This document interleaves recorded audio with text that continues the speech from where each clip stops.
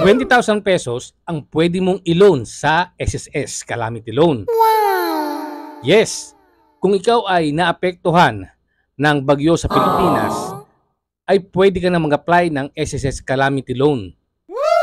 Dapat, ikaw ay active na miyembro ng SSS at nakatira sa lugar na under state of calamity.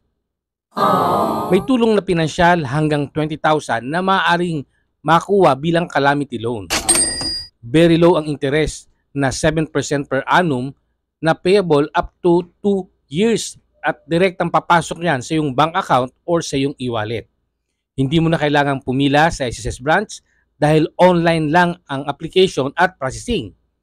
Para mag-qualify, dapat ikaw ay may at least 36 months na hulog sa SSS, active account sa sss.gov.ph at nakapag-enroll na ng disbursement account. Pwede ka na mag-apply simula August 6, 2025. Paano mag-apply? Simple lang po. Mag-login ka lang sa iyong SSS online account. I-click ang Apply for Calamity Loan at piliin ang iyong account at i-submit. Tapos, hintayin mo na lang ang email sa iyo ng SSS. Please watch this video for more details at i-share mo ito sa mga kababayan nating apektado ng bagyo para makatulong din sa kanila. Narito ang simpleng paraan kung paano makakuha ng calamity loan mula sa Social Security System o SSS.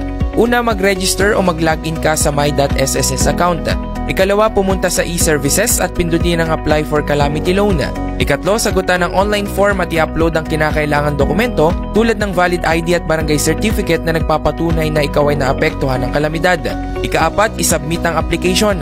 At ikalima, hintayin ang abiso sa pamamagitan ng email o SMS.